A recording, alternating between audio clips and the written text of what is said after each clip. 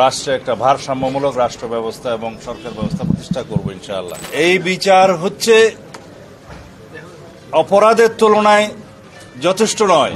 এখন আয়কতন্ত্র যাতে প্রতিষ্ঠা না হয় তার একটি মেসাল। তবে আরো অনেক মামলা তাদের বিরুদ্ধে আছে, তাদের সম্পত্তি বাজেয়াপ্ত, আসাদুজ্জামান কামালের মৃত্যুদণ্ড এবং আইজিপি মামুনের বিচার কার্যে সহযোগিতার জন্য তা সাজা কমিয়ে দেওয়া হয়েছে 5 বছর।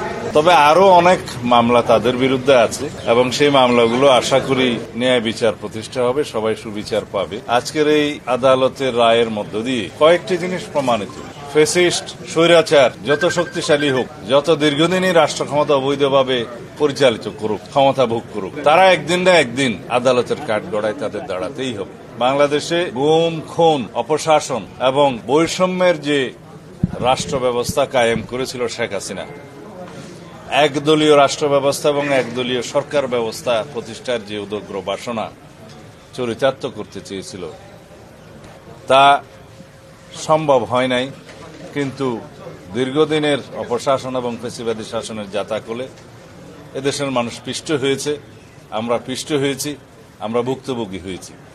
এই দেশের উন্নয়ন অগ্রগতি বহু বছর পিছিয়ে গিয়েছে। আমরা আর পিছনের দিকে তাকাতে চাই না। দেশে ন্যায় বিচার প্রতিষ্ঠা হবে সর্বক্ষেত্রে, আইনের শাসন প্রতিষ্ঠা হবে সর্বক্ষেত্রে এবং এর মধ্য দিয়েই আগামী দিনে একটি শক্তিশালী গণতান্ত্রিক রাষ্ট্র বিনির্মাণ হবে। এটাই হবে আগামীর বাংলাদেশ এবং আমরা অবশ্যই সেই বাংলাদেশ প্রতিষ্ঠার জন্য প্রতিশ্রুতিবদ্ধ, অঙ্গীকারাবদ্ধ। আমরা সংস্কারের মধ্য দিয়ে যাব, বাংলাদেশে আইনের শাসন প্রতিষ্ঠা করব, রাষ্ট্রে একটা ভারসাম্যমূলক রাষ্ট্র ব্যবস্থা এবং সরকার ব্যবস্থা প্রতিষ্ঠা করব ইনশাআল্লাহ। এই দেশের প্রতিটি মানুষ ভবিষ্যতে যাতে ন্যায় বিচার পায় সেরকম রাষ্ট্র ব্যবস্থা প্রতিষ্ঠার জন্য আমরা অবশ্যই অবিরাম সংগ্রাম চালিয়ে যাব।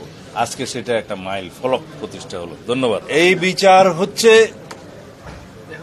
অপরাধের তুলনায় যথেষ্ট নয়, কিন্তু এটা শুধু ন্যায় বিচার প্রতিষ্ঠা না, সামনের দিনের জন্য একটা উদাহরণ এবং ভবিষ্যতে যাতে এই রাষ্ট্রে কেউ আর ফ্যাসিবাদী শাসন ব্যবস্থা কায়েম না করতে পারে, কেউ নিজে ফ্যাসিস্ট না হয়ে উঠতে পারে এবং এখন আয়কতন্ত্র যাতে প্রতিষ্ঠা না হয় তার একটি মেসাল।